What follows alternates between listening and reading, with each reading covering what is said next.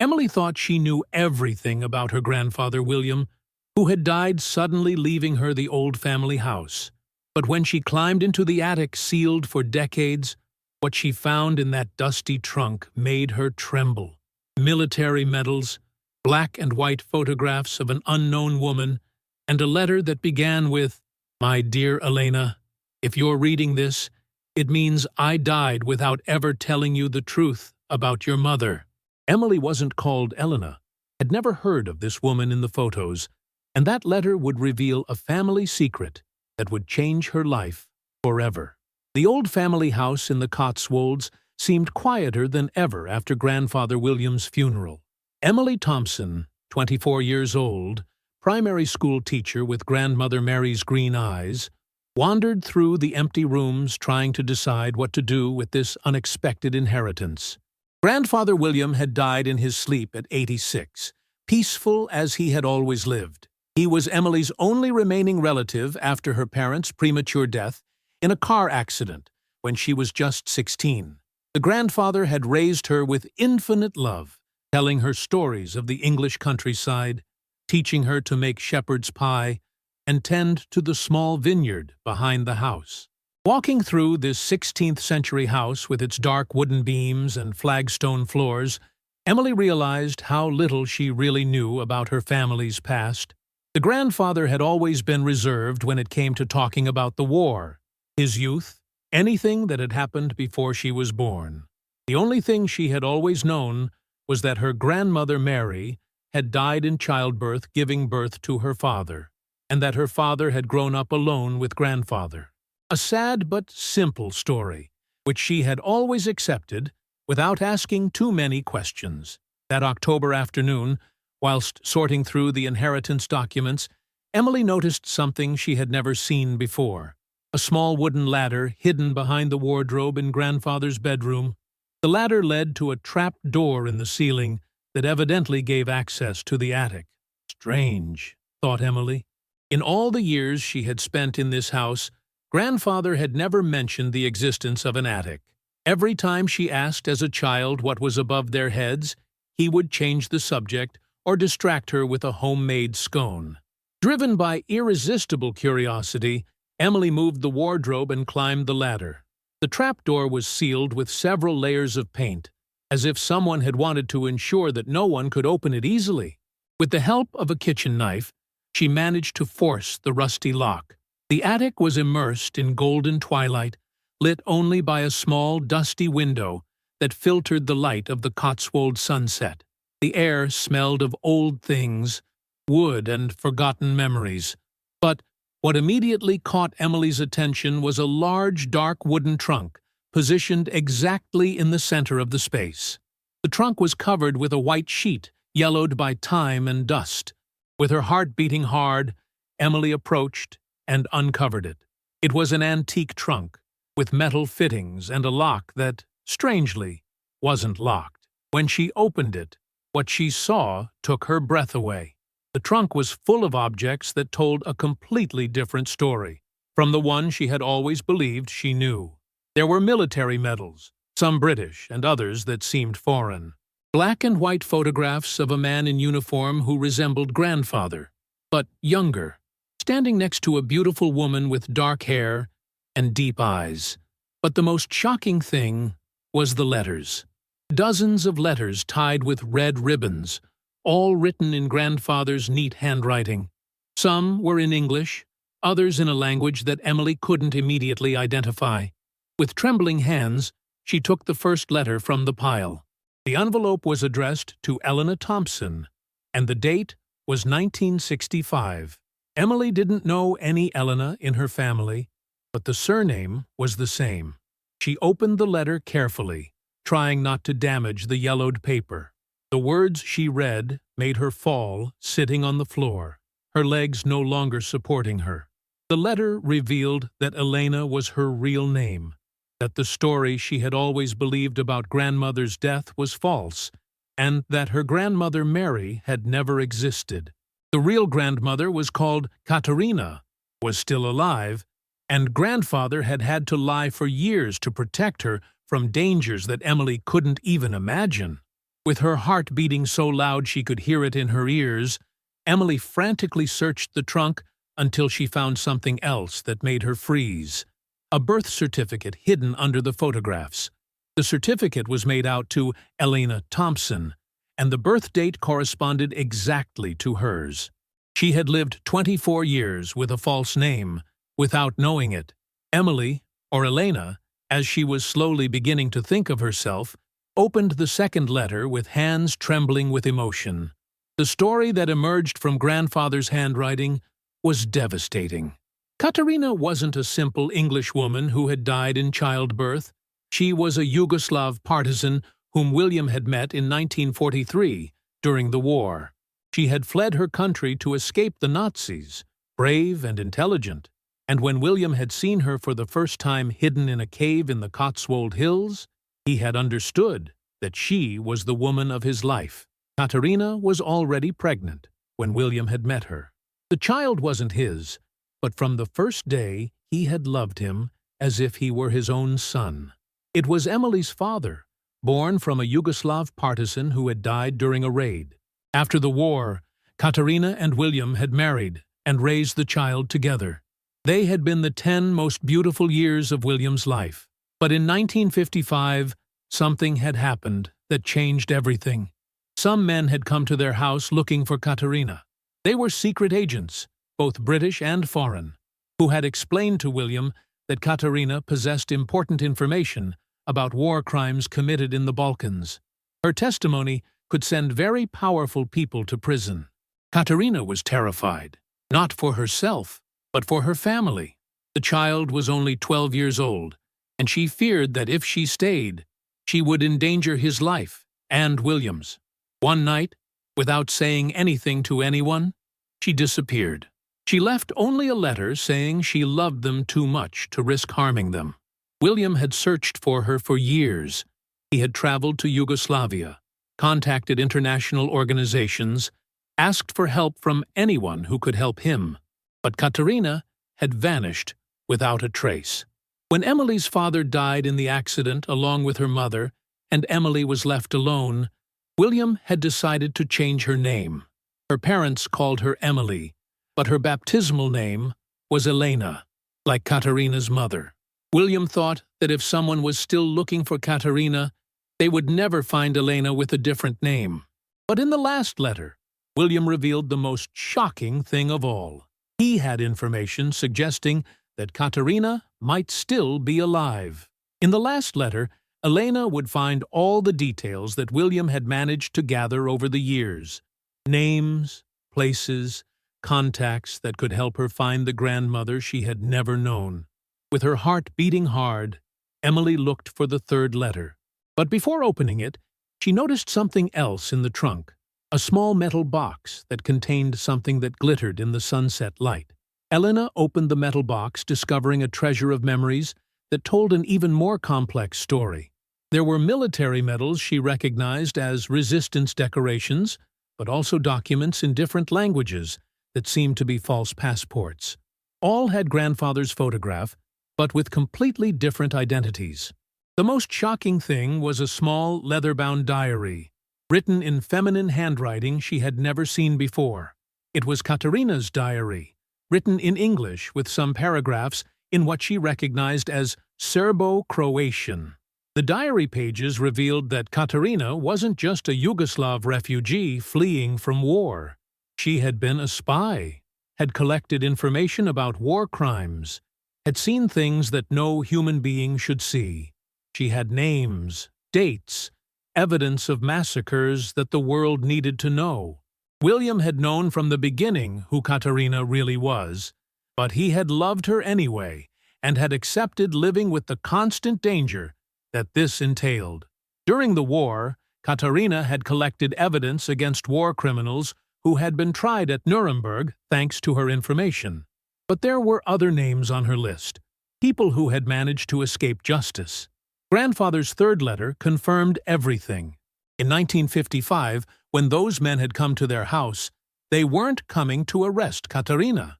They were coming to protect her. They had discovered that some of the war criminals she had identified were still alive and were organizing revenge. But Katerina had refused protection. She had said she couldn't live knowing that her presence endangered her family. The last time William had seen her, Katerina had entrusted him with a safety deposit box at Lloyd's Bank in London. Inside were all the original evidence she had collected during the war. Elena found a small silver key tied with a red ribbon. Together with the key was a piece of paper saying, Lloyd's Bank London, Safety Deposit Box, number 1447. William warned Elena that looking for this safety deposit box could be dangerous. After all these years, he didn't know if the people who threatened Katerina were still alive, but their children, their protégés, might still be interested in making that evidence disappear. Elena looked out of the small attic window. The sun was setting over the Cotswold hills, painting the sky orange and violet. Enjoying the story? Give it a little like, and don't forget to subscribe. Now then, let's carry on. She had started the day thinking she was a simple orphaned teacher, and now discovered she was the heir to a story of wars, espionage, and international justice. The choice was hers. She could put everything back in the trunk and continue living her quiet life as Emily, the teacher from the Cotswolds, or she could accept her true identity and decide whether it was worth taking risks to continue her grandmother's work. Elena already knew what choice she would make, but first she had to discover what was in that safety deposit box.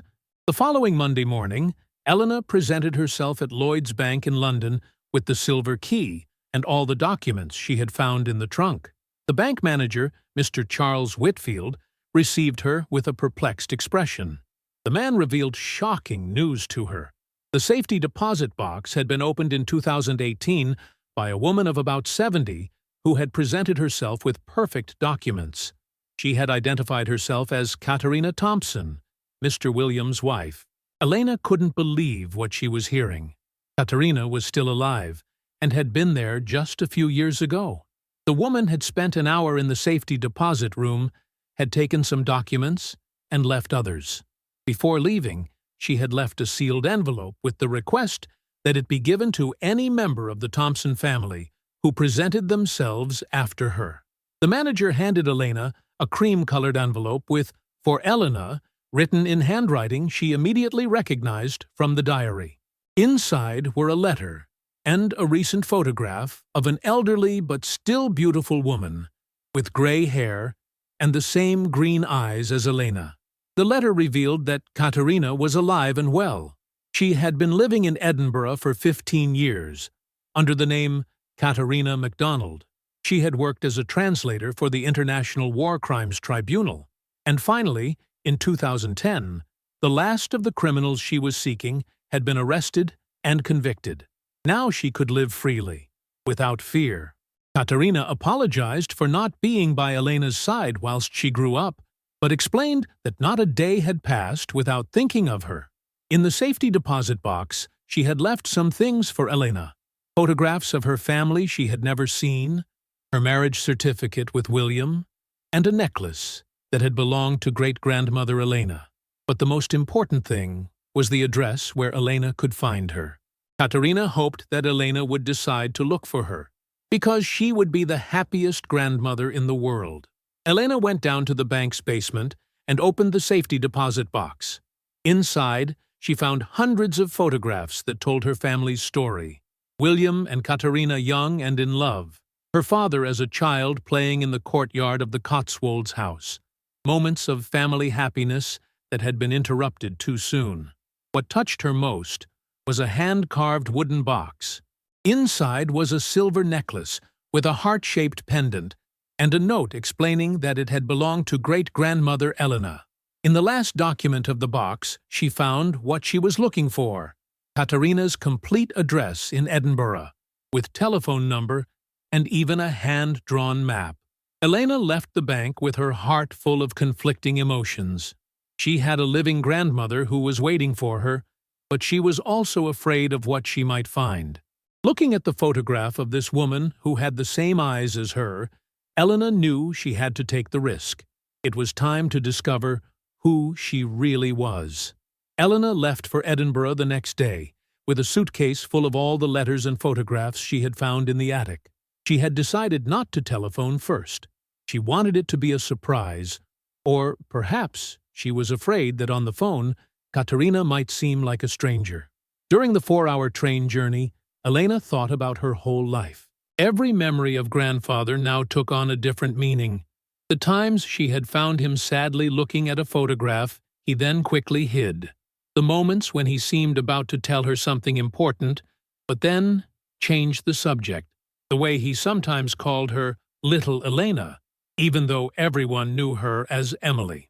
The address led to a Georgian townhouse in Edinburgh's Old Town, a few meters from the Royal Mile. Emily slowly climbed the stairs to the 3rd floor, stopping in front of a dark wooden door with a nameplate saying K. MacDonald. For several minutes, she remained motionless, her hand raised to knock but unable to move. What would she say? How would she introduce herself? Finally, she breathed deeply and knocked 3 times. The footsteps that came from inside were slow but determined. Elena heard the sound of several locks opening. Then the door opened slowly. The woman who appeared on the threshold was exactly like in the photograph, but smaller and more fragile than Elena had imagined. Gray hair gathered in a bun, green eyes identical to hers, and an expression that went from curiosity to recognition to total shock. Katerina immediately recognized Elena and burst into tears, embracing her with a strength that seemed impossible for a woman of her age. They remained like that for several minutes, crying and laughing together, 2 generations reuniting after decades of separation. The flat was small but cozy, full of family photographs and objects that told of a life lived between different cultures. Katerina confessed to having followed Elena's life from afar, knowing she had become a teacher and was a good girl, but not daring to approach for fear of bringing trouble. Elena told her how she had discovered everything, the confusion and joy of knowing she wasn't alone in the world. Katerina showed her photo albums that Elena had never seen. Grandfather and Katerina on their honeymoon, her father learning to walk, moments of family happiness interrupted too soon. Katerina explained that when Elena's father died in the accident, she had wanted to return immediately to look after her. But William had convinced her it was too dangerous.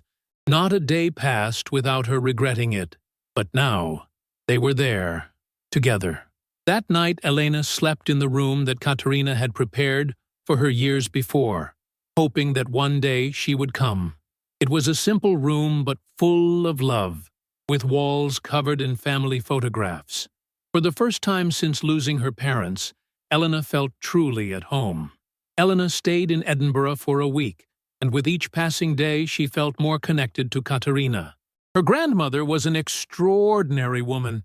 She spoke 6 languages, had traveled the world for her work at the International Tribunal, and had incredible stories to tell. The most beautiful thing was discovering how similar they were. Both loved reading, cooking, and had the same passion for justice that had driven Katerina to fight war crimes and Elena to become a teacher. One evening, whilst cooking together a traditional Yugoslav recipe, Katerina reflected on how family wasn't just the one you're born with, but the one you choose, the one you build, the one you find again even after years of separation. Elena was the family she had dreamed of all her life. During that week, Katerina told her the rest of her story. After leaving the Cotswolds, she had worked for years with international organizations to bring justice to war victims. She had testified in courts around the world, had helped identify war criminals, had dedicated her life to ensuring that the atrocities she had seen were never forgotten. Katerina confessed that she had never stopped loving William. Every man she had met after him had always been a losing comparison. William had been the love of her life, and even though they hadn't been able to grow old together, she was grateful for the years they had had. Elena showed her all the letters she had found in the trunk, and Katerina cried, reading the words of love that William had written for her but had never been able to send. Katerina suggested they start living together. She had a house too big for a woman alone, and Elena had a house in the Cotswolds full of memories. They had lost too much time apart. Elena didn't hesitate for a moment. She wanted Katerina to come home, to see the vineyard again, to cook in the kitchen where she had prepared meals for Elena's father, to sleep in the bed she had shared with William. A month later, Katerina moved to the Cotswolds house. When she reached the bedroom that had been hers and William's, she stopped at the threshold and burst into tears. William hadn't changed anything. It was as if he was still waiting for her. Katerina adapted to Cotswold's life as if she had never left. She began taking care of the vineyard, taught Elena to cook traditional Yugoslav dishes, and slowly told the neighbors her true story. The Cotswolds community welcomed Katerina warmly, fascinated by her stories of war and resistance. Many elderly people remembered her from when she was young, and it was as if a piece of the village's history had returned to its place.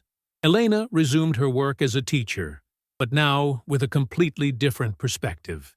She began inviting Katerina to school to tell children stories of war and peace, courage and justice. The children were fascinated by this grandmother who spoke so many languages and had traveled around the world. One evening, sitting in the family house garden looking at the stars, Elena told Katerina that perhaps everything had to happen this way. Grandfather had to die for her to discover the truth. She had to grow up without knowing who she really was to be able to appreciate what she had found. Katerina took Elena's hand, agreeing that sometimes you have to lose yourself to find yourself. But the important thing was that they were there now, together, with all the time in the world to make up for the lost years. Elena looked at the silver necklace she wore around her neck, the one that had belonged to great-grandmother Elena, and felt part of a chain of strong women that had renewed itself through the generations. For the first time in years, Elena felt complete. She was no longer alone in the world. She had a family, a history, a grandmother who loved her, and finally, they were home together.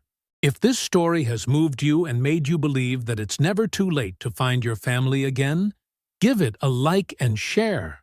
Elena and Katerina have shown us that true love can overcome any obstacle, even time and distance. Subscribe to the channel for more stories that will make you cry with emotion. Activate the bell so you don't miss tales that will warm your heart.